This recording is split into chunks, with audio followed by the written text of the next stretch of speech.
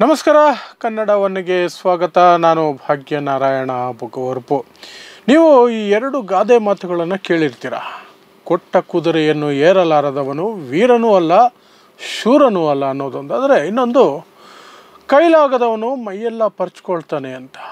ಅದು ಈಗ ಸರಿಯಾಗಿ ಉತ್ತರ ಪ್ರದೇಶ ಸರ್ಕಾರಕ್ಕೆ ಸರಿ ಹೊಂದುತ್ತೆ ಅಂತ ಅನಿಸುತ್ತೆ. ಯಾಕೆಂದರೆ ಒಂದು ರಾಜ್ಯದ ಅಥವಾ ಒಂದು ಪ್ರದೇಶದ ಆಡಳಿತ ವ್ಯವಸ್ಥೆಯ ಮುಖ್ಯ ಆದ್ಯ ಕರ್ತವ್ಯ ಅಂದರೆ ಅಲ್ಲಿ ಕಾನೂನು ಸುವ್ಯವಸ್ಥೆಯನ್ನು ಕಾಪಾಡಿಕೊಂಡು ಹೋಗೋದು. ಅದು ಪೊಲೀಸರದ್ದು ಸಹ ಆದ್ಯ ಕರ್ತವ್ಯ, ಈ ಕಡೆ ಸರ್ಕಾರ ನಡೆಸುವವರದ್ದು ಸಹ ಪ್ರಾಥಮಿಕ ಕರ್ತವ್ಯ ಆಗುತ್ತೆ. ಆದರೆ ಅದೆರಡರಿಂದಲೂ ಕೂಡ ನುಚ್ಕೊಳ್ಳೋದಕ್ಕೆ, ತಮ್ಮ ಕೈಯಲ್ಲಿ ಆಗಲ್ಲ ಅನ್ನೋದನ್ನು ಇಂಡೈರೆಕ್ಟಾಗಿ ಹೇಳೋದಕ್ಕೆ, ಪ್ಲಸ್ ತಮ್ಮ ಒಳಗಿರುವಂತಹ ಕೋಮುದ್ವೇಷವನ್ನು ಹರಡೋದಕ್ಕೆ ಹೋಳಿ ಹಬ್ಬವನ್ನು ಬಳಸ್ಕೊಳ್ತಿದ್ದಾರೆ. ಉತ್ತರ ಪ್ರದೇಶದ ಸಂಬಲ್ನಲ್ಲಿರುವಂತಹ ಮಸೀದಿಗಳಿಗೆ ಹೋಳಿ ಹಬ್ಬದ ದಿನ ಟಾರ್ಪಲಿನ್ ಹಾಕಿ ಮುಚ್ತಾರಂತೆ. ಯಾಕೆ ಅಂದರೆ ಕೋಮು ಗಲಭೆಗಳಾಗದೇ ಇರಲಿ. ಹೋಳಿ ಹಬ್ಬದ ದಿನ ಹೋಳಿ ಬಣ್ಣ ಏನಾದರೂ ಮಸೀದಿ ಮೇಲೆ ಸಿಡಿದ್ರೆ ಗಲಾಟೆಗಳಾಗ್ಬಿಡ್ತವೆ. ಹಾಗಾಗಿ ಮಸೀದಿಗಳನ್ನೇ ನಾವು ಟಾರ್ಪಲಿನ್ ಹಾಕಿ ಮುಚ್ಚಿಬಿಡ್ತೀವಿ. ಪ್ಲಸ್ ಜನರು ಸಹ, ಮುಸ್ಲಿಮರು, ಅದು ಶುಕ್ರವಾರ ಆಗಿದ್ದರೂ ಸಹ, ಜುಮ್ಮಾ ನಮಾಜ್ ಇದ್ದರೂ ಸಹ ವರ್ಷಕ್ಕೆ 52 ಬಾರಿ ಜುಮ್ಮಾ ನಮಾಜ್ ಬರುತ್ತೆ. ಇದು ಒಂದು ದಿನ ಮಾಡಲಿಲ್ಲ ಅಂದರೆ ಏನೂ ಆಗಲ್ಲ. ಆದಷ್ಟು ಮುಸ್ಲಿಮರು ಮನೆಯ ಒಳಗೆ ಇರಿ, ಮನೆಯ ಒಳಗೇನೆ ನಮಾಜ್ ನಿರ್ವಹಣೆ ಮಾಡಿಕೊಳ್ಳಿ, ಹೊರಗೆ ಬರಬೇಡಿ ಅನ್ನುವ ಮಟ್ಟಕ್ಕೆ ಒಂದು ಸರ್ಕಾರ ಹೇಳುತ್ತೆ ಅಂದರೆ ಅದು ಹೇಡಿತನ ಅಲ್ಲದೆ ಬೇರೆ ಏನೂ ಅಲ್ಲ ಅಂತ ನಾವು ಅರ್ಥ ಮಾಡ್ಕೊಳ್ಬೇಕು. ಯಾಕಂದರೆ ಅದರ ಕೈಯಲ್ಲಿ ಕಾನೂನು ಸುವ್ಯವಸ್ಥೆಯನ್ನು ಕಾಪಾಡಿಕೊಂಡು ಹೋಗುವಂತಹ ಶಕ್ತಿ ಇಲ್ಲ.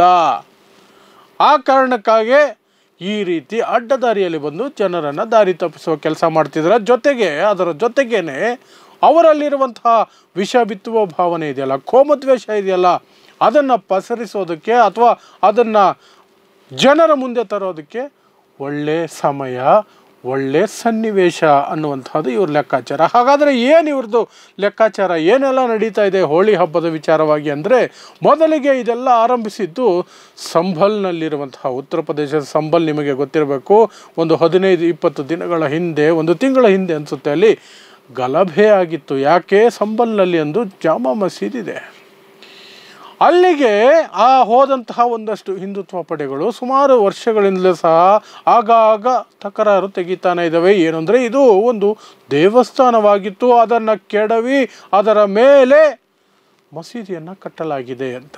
ಅದನ್ನೇ ಎತ್ಕೊಂಡು ಕೋರ್ಟಿಗೆ ಹೋದರು.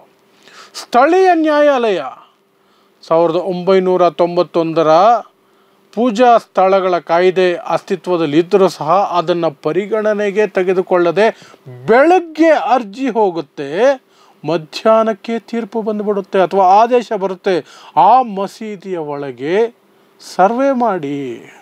ಬೆಳಗ್ಗೆ ಅರ್ಜಿ, ಮಧ್ಯಾಹ್ನಕ್ಕೆ ಆದೇಶ, ಮಧ್ಯಾಹ್ನಕ್ಕೆ ಆದೇಶ, ಸಂಜೆ ಒಳಗೆ ಸರ್ವೆ ತಂಡ ಬಂದುಬಿಡುತ್ತೆ. ಎಷ್ಟು ಫಾಸ್ಟ್ ಆಗಿದೆ ನೋಡಿ ನಮ್ಮ ದೇಶದಲ್ಲಿ. ಈ ಬೇರೆ ಯಾವುದಾದ್ರೂ ವಿಚಾರದಲ್ಲಿ ಇಷ್ಟು ವೇಗವಾಗಿ ಕಾರ್ಯಾಚರಣೆಗಳು ನಡೀತವ, ಅಥವಾ ಕಾನೂನು ಪಾಲನೆ ಅಥವಾ ಕೋರ್ಟ್ ಕೊಟ್ಟಂತಹ ಆದೇಶಗಳು ಪಾಲನೆ ಆಗೋದು ಅಥವಾ ಆ ಆದೇಶವನ್ನು ಲಾಗು ಮಾಡೋದಕ್ಕೆ ಹೊರಡೋದು ಅಧಿಕಾರಿಗಳಿಂದ ಸಾಧ್ಯನಾ? ಕೋರ್ಟ್ಗೆ ಆಗಲಿ ಬೆಳಗ್ಗೆ ಕೊಟ್ಟ ಅರ್ಜಿನ ಮಧ್ಯಾಹ್ನದೊಳಗಡೆ ಆದೇಶ ಕೊಡೋ ಸಾಧ್ಯನಾ? ಆದರೆ ಸಂಬಲ್ನಲ್ಲಿ ಆ ಕೆಲಸ ನಡೀತು. ಒಂದು ಬಾರಿ ಬಂದರು, ಸರ್ವೆ ಮಾಡ್ಕೊಂಡು ಹೋದರು. 2 ದಿನ ಬಿಟ್ಟು ಮತ್ತೆ ಸರ್ವೆಗೆ ಬಂದಾಗ ಅಲ್ಲಿದ್ದಂತಹ ಮುಸ್ಲಿಮರು ತಕರಾರು ತೆಗೆದರು, ಗಲಭೆಗಳಾಯಿತು, ಮುಸ್ಲಿಮರನ್ನು ಗುಂಡಿಟ್ಟು ಕೊಲ್ಲಲಾಯಿತು ಒಂದಷ್ಟು ಜನರನ್ನು. ಆ ಗುಂಡಿಟ್ಟು ಕೊಂದದ್ದು ಯಾರು ಅನ್ನೋದ್ರ ಬಗ್ಗೆ ಇವತ್ತಿನವರೆಗೆ ಸ್ಪಷ್ಟತೆ ಇಲ್ಲ. ಪೊಲೀಸರು ಹೇಳ್ತಾರೆ ನಾವು ಗೋಲಿಬಾರ್ ಮಾಡಿಲ್ಲ. ಹಾಗಾದರೆ ಗುಂಡು ಹಾರಿಸಿದ್ದು ಯಾರು ಅಂದರೆ ಅದಕ್ಕೆ ಉತ್ತರ ಇಲ್ಲ.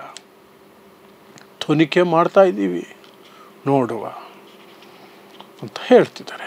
ಸೊ ಅಂತಹ ಸಂಬಲ್ನಲ್ಲಿ ಈ ಶುಕ್ರವಾರ ಬರ್ತಿರುವಂತಹ ಹೋಳಿ ಹಬ್ಬ 14ನೇ ತಾರೀಕು.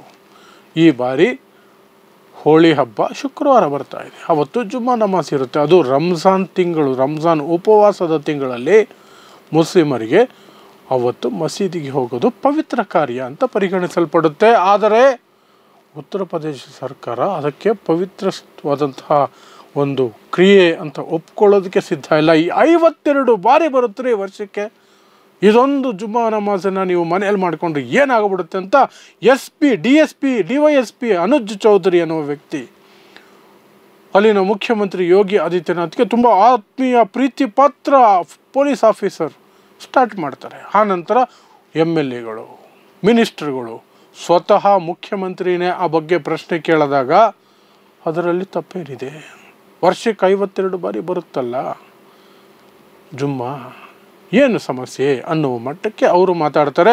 ಅದು ಹಾಗೇ ಪಸರಿಸಿ ಪಕ್ಕದ ಬಿಹಾರಕ್ಕೂ ಹೋಗುತ್ತೆ. ಬಿಹಾರದಲ್ಲಿ BJP ಶಾಸಕರೊಬ್ಬರು ಹೇಳ್ತಾರೆ, ಸೇಮ್ ವಾದ ಮಾಡ್ತಾರೆ.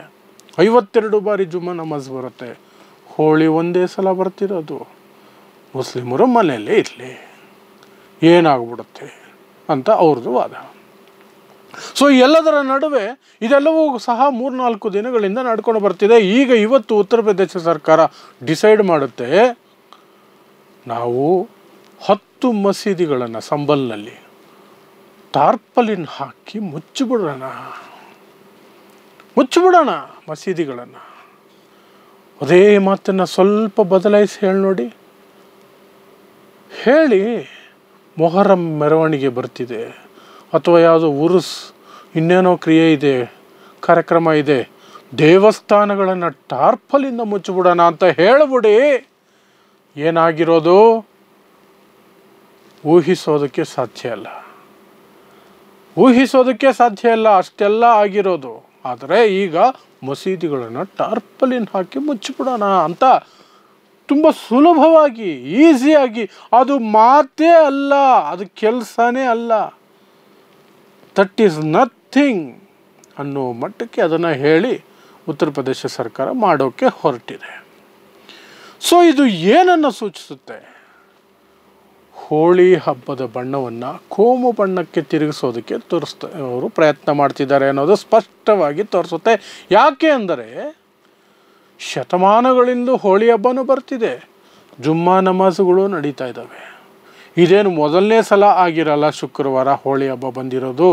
ಸಾವಿರಾರು ವರ್ಷಗಳ ಇತಿಹಾಸದಲ್ಲಿ 100 ಬಾರಿ ಬಂದಿರುತ್ತೆ. ಯಾರಿಗೂ ಏನು ಸಮಸ್ಯೆ ಇರ್ತಿರಲಿಲ್ಲ. ಇತ್ತೀಚಿನ ವರ್ಷಗಳವರೆಗೆ ಯಾರಿಗೂ ಯಾವುದೇ ಸಮಸ್ಯೆ ಇರ್ತಿರಲಿಲ್ಲ. ಅದು ರಾಮನವಮಿ ಆಗಿರಬಹುದು, ಮೊಹರಂ ಆಗಿರಬಹುದು, ಇನ್ನು ಯಾವುದೇ ಹಬ್ಬದ ಮೆರವಣಿಗೆ ಆಗಿರ್ಬೋದು, ಯಾವುದೇ ಧರ್ಮದ ಮೆರವಣಿಗೆ ಆಗಿರ್ಬೋದು, ಸಮಸ್ಯೆ ಬರ್ತಿರಲಿಲ್ಲ. ಆದರೆ BJP ಅಧಿಕಾರಕ್ಕೆ ಬಂದ ನಂತರ ಸಮಸ್ಯೆ ಉಂಟಾಯಿತು. ಯಾಕೆಂದರೆ ಒಂದಷ್ಟು ಧರ್ಮದಲ್ಲೇ ಒಂದು ರೀತಿ ಅಫೀಮಿನ ರೀತಿಯಲ್ಲಿ ಧರ್ಮವನ್ನು ತೆಗೆದುಕೊಂಡಿರುವಂತಹ ಮತಾಂಧರಿಗೆ ಒಂದು ಧೈರ್ಯ ಬಂದ್ಬಿಟ್ಟಿದೆ. ಏನು, ಒಂದು ಮೆರವಣಿಗೆ ಹೋಗ್ತಿರ್ಬೇಕಾದ್ರೆ ಮಸೀದಿಗಳ ಮುಂದೆ ನಿಲ್ಲಿಸ್ಬಿಡ್ಬೇಕು, ಮೆರವಣಿಗೆನ ನಿಲ್ಲಿಸ್ಬಿಟ್ಟು ಇಸ್ಲಾಂ ಧರ್ಮದ ವಿರುದ್ಧ, ಮುಸ್ಲಿಮರ ವಿರುದ್ಧ ಕೆಟ್ಟದಾದಂಥ ಕಮೆಂಟ್ಗಳು ಹಾಕೋದು, ಹಾಡುಗಳು ಹಾಕೋದು, ಕುಣಿಯೋದು, ಅಶ್ಲೀಲವಾಗಿ ಮಾತಾಡೋದು, ಕೂಗಾಟ, ಅರಚಾಟ, ಸಾಧ್ಯ ಆದರೆ ಮಸೀದಿ ಮೇಲೆ ಹತ್ತಿ ಕೇಸರಿ ಬಾವುಟ ಹಾರಿಸ್ಬಿಡೋದು. ದೊಡ್ಡ ಸಾಧನೆ ನೋಡಿ, ಅದು ದೊಡ್ಡ ಸಾಧನೆ. ಅಂತಾರಾಷ್ಟ್ರೀಯ ಗಡಿಯಲ್ಲಿ ನಮ್ಮ ದೇಶದ ಭೂಮಿಯನ್ನು ಯಾರಾದರೂ ಆಕ್ರಮಿಸ್ಕೊಂಡಿದ್ರೆ ನಾವು ಹೋಗಿ ಫೈಟ್ ಮಾಡಿ ಅಲ್ಲಿ ನಮ್ಮ ದೇಶದ ಬಾವುಟ ನೆಟ್ಟಂಗೆ ಅವ್ರಿಗೆ ಫೀಲ್ ಆಗುತ್ತೆ.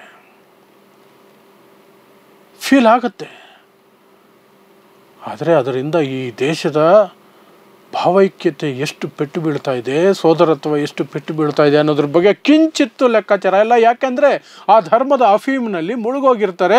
ಆ ಅಫೀಮ್ನಲ್ಲಿ ಮುಳುಗೋಗೋದಕ್ಕೆ ಅವರಿಗೆ ಧೈರ್ಯ ಏನು ಅಂದರೆ ತಮ್ಮದೇ ಮನಸ್ಥಿತಿಯ ವ್ಯಕ್ತಿಗಳು ಅಧಿಕಾರದಲ್ಲಿದ್ದಾರೆ,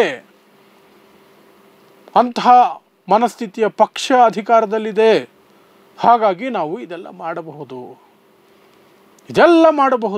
ನಮ್ಮ ಮೇಲೆ ಕ್ರಮ ಆಗಲ್ಲ ಅನ್ನುವಂತಹ ಧೈರ್ಯ ಇರೋದರಿಂದ ಅವರು ಈ ಪುಂಡಾಟಿಕೆಯನ್ನು ದೊಡ್ಡ ಮಟ್ಟದಲ್ಲಿ ಮಾಡೋಕ್ಕೆ ಬರ್ತಾ ಇದ್ದಾರೆ. ಅದು ಹೋಳಿಗೂ ಸಹ ವಿಸ್ತರಿಸಿದೆ. ಬೇಕು ಅಂತ ಮುಸಲ್ಮಾನರು ಹೋಗ್ತಿದ್ರೆ ಅವ್ರ ಮೇಲೆ ಹೋಳಿ ಎರಚಿದ್ರೆ ಗಲಾಟೆ ಆಗೇ ಆಗತ್ತೆ.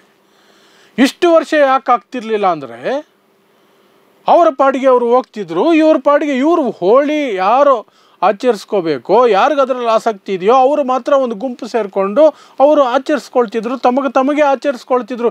ಇನ್ನೊಂದು ಧರ್ಮದ ವ್ಯಕ್ತಿಗಳ ಮೇಲೆ ಅವರಿಗೆ ಇಷ್ಟ ಇಲ್ಲದೆ ಹೋದರೆ, ಅವ್ರದ್ದೇ ಧರ್ಮದವರಾದರೂ ಸಹ ಅವ್ರಿಗೆ ಇಷ್ಟ ಇಲ್ಲದೆ ಹೋದರೆ ಅವ್ರ ಮೇಲೆ ಬಣ್ಣ ಎರಚೋ ಕೆಲಸ ಮಾಡ್ತಿರ್ಲಿಲ್ಲ. ಆದರೆ ಈಗ ಪುಂಡಾಟಿಕೆ ಮಾಡಬೇಕು, ಸುಮ್ಮನೆ ಯಾವನಾದರೂ ಹೋಗ್ತಿದ್ರೆ ಅವನ ಮೇಲೆ ಬಣ್ಣ ಎರಚಿಬಿಡ್ಬೇಕು. ಅದರಲ್ಲೂ ವಿಶೇಷವಾಗಿ ಮುಸ್ಲಿಮರಾಗಿದ್ದರೆ ತಪ್ಪದೇ ಎರಚಬೇಕು, ತಪ್ಪದೇ ಎರಚಬೇಕು, ಅದೇ ನನ್ನ ಧರ್ಮ ಸೇವೆ ಅಂತ ತಿಳ್ಕೊಂಡಿರುವ ಮೂಢತನದಲ್ಲಿ ಇರುವಂತಹ ಮತಾಂಧರು ಈಗ ಜಾಸ್ತಿ ಆಗಿದ್ದಾರೆ. ಅದಕ್ಕೆ ಪೂರಕವಾದಂತಹ ಆಡಳಿತ ವ್ಯವಸ್ಥೆಗಳು ಬರ್ತಿರೋದ್ರಿಂದ ಅವರಿಗೆ ಇನ್ನೊಂದಷ್ಟು ದುರಹಂಕಾರ ಜಾಸ್ತಿ ಆಗಿದೆ. ಆ ಕಾರಣಕ್ಕೆ ಆಗ್ತಿರೋದು ಇದು. ಅದಕ್ಕೆ ಆ ಬೆಂಕಿ ಸ್ವಲ್ಪ ಕಿಡಿ ಹಚ್ಚಿ ಇನ್ನೊಂದಷ್ಟು ತುಪ್ಪ ಸುರಿದು ಅದನ್ನು ದೊಡ್ಡ ಜ್ವಾಲೆ ಮಾಡಬೇಕು ಅಂತ ಹೊರಟಿರುವಂತಹ ರೀತಿಯಲ್ಲಿದೆ ಸರ್ಕಾರದ ಕ್ರಿಯೆ. ಇಲ್ಲದೆ ಹೋದರೆ ಸರ್ಕಾರ ಏನು ಹೇಳಬೇಕಾಗಿತ್ತು? ಹೋಳಿ ಹಬ್ಬ ಆಚರಿಸುವವರು ಯಾವುದೇ ರೀತಿ ಪುಂಡಾಟಿಕೆ ಮಾಡಬಾರ್ದು, ನಿಮಗೆ ನೀವು ಆಚರಿಸ್ಕೊಳ್ಳಿ, ನಿಮ್ಮನ್ನು ಯಾರು ತಡೆಯಲ್ಲ, ತಡೆದವ್ರ ಮೇಲೆಯೂ ಕ್ರಮ ಆಗುತ್ತೆ. ಆದರೆ ಅನಾವಶ್ಯಕವಾಗಿ ನೀವು ಇನ್ನೊಬ್ಬರ ಮೇಲೆ ಏನಾದರೂ ಮಾಡಿದ್ರೆ ನಿಮ್ಮ ಮೇಲೆ ಕ್ರಮ ಆಗುತ್ತೆ ಅಂತ ಹೇಳಬೇಕಾದಂತಹದ್ದು ಸರ್ಕಾರದ ಆದ್ಯ ಕರ್ತವ್ಯ. ಹಾಗೆ ಹೇಳಿ ಗಂಭೀರವಾದ ಎಚ್ಚರಿಕೆ ಕೊಟ್ಟರೆ ಯಾವ ಹಬ್ಬ, ಅದು ಹೋಳಿ ಹಬ್ಬನೇ ಅಲ್ಲ, ಯಾವುದೇ ಮೆರವಣಿಗೆ, ಯಾವುದೇ ಹಬ್ಬ, ಯಾವುದೇ ಜಾತ್ರೆ, ಯಾವುದೇ ಗಲಾಟೆ ಇಲ್ಲದೆ ನೆರವೇರಿಸ್ಕೊಂಡು ಹೋಗ್ಬೋದು. ಆದರೆ ಹಾಗೆ ಹೇಳಲ್ಲ. ಇವ್ರಿಗೆ ಓಟ್ ಬರಲ್ವಲ್ಲ. ಅದಾಗೆ ಈಗ ಹಿಂದೂಗಳ ಓಟನ್ನು ಸೆಳೆಯೋದಕ್ಕೆ ಮುಸ್ಲಿಮರ ಮಸೀದಿಗಳನ್ನ ಟಾರ್ಪಲಿನ್ ಹಾಕಿ ಮುಚ್ಚಿಬಿಡೋದು. ಆಗ ಒಂದಷ್ಟು ಮತಾಂಧ ಹಿಂದೂಗಳಿಗೆ ಅನಿಸುತ್ತೆ, ಅಬ್ಬಾ, ಮುಸ್ಲಿಮರ ಮೇಲೆ ಎಂತಹ ಧೈರ್ಯದ ಕ್ರಮ ಕೈಗೊಂಡಿದ್ದಾರೆ ನಮ್ಮ ಯೋಗಿ ಆದಿತ್ಯನಾಥ್, ನಮ್ಮ ಸರ್ಕಾರ, BJP ಸರ್ಕಾರ, ನಾವು ಅವ್ರಿಗೆ ಓಟ್ ಹಾಕಬೇಕು ಅನ್ನೋ ಮನಸ್ಥಿತಿ ಬರುತ್ತೇನೋ ಅಂತ ಲೆಕ್ಕಾಚಾರ. ಹಾಗಾಗಿ ಹೋಳಿ ಬಣ್ಣ ಇವತ್ತು ಕೋಮು ಬಣ್ಣವಾಗಿ ಮಾರ್ಪಾಡಾಗಿದೆ. ಉತ್ತರ ಪ್ರದೇಶದಲ್ಲಿ ಸ್ಟಾರ್ಟ್ ಆಗಿ ಅದು ಬಿಹಾರಕ್ಕೂ ಬಂದು ತಲುಪಿದೆ. ಎಲ್ಲ ಕಡೆಯೂ ಸಹ ಹಬ್ಬಕ್ಕೂ 3-4 ದಿನ, ಒಂದು ವಾರದ ಮೊದಲೇ ಈ ರೀತಿಯಾದಂತಹ ಉದ್ವಿಗ್ನವಾದಂತಹ ಯೋಚನೆಗಳಿಗೆ ಅವಕಾಶ ಮಾಡಿಕೊಡೋದಕ್ಕೆ ಇವರೇ ಅಡಿಪಾಯವನ್ನು ಹಾಕಿಕೊಟ್ಟಿದ್ದಾರೆ. ಅದು ಏನಾಗುತ್ತೋ ಗೊತ್ತಿಲ್ಲ. 14ನೇ ತಾರೀಕು, ಮಾರ್ಚ್ 14ನೇ ತಾರೀಕು ಶುಕ್ರವಾರ. ಲೆಟ್ ಅಸ್ ಹೋಪ್ ಯಾವುದೇ ಅನಾಹುತಗಳು ಆಗದೇ ಇರಲಿ ಅಂತ ನಾವೆಲ್ಲರೂ ಸಹ ಬೇಡ್ಕೊಳ್ಳೋಣ. ಅದೊಂದೇ ಮಾಡೋಕ್ಕಾಗೋದು, ಯಾಕೆಂದರೆ ಅಂತಹ ವ್ಯವಸ್ಥೆಯಲ್ಲಿ ನಾವು ಸಿಕ್ಕಾಕೊಂಡಿದ್ದೀವಿ. ನೋಡ್ತಾ ಇರಿ ಸಮಾಜಕ್ಕಾಗಿ ಕನ್ನಡ 1 ನ್ಯೂಸ್. ನಮಸ್ಕಾರ.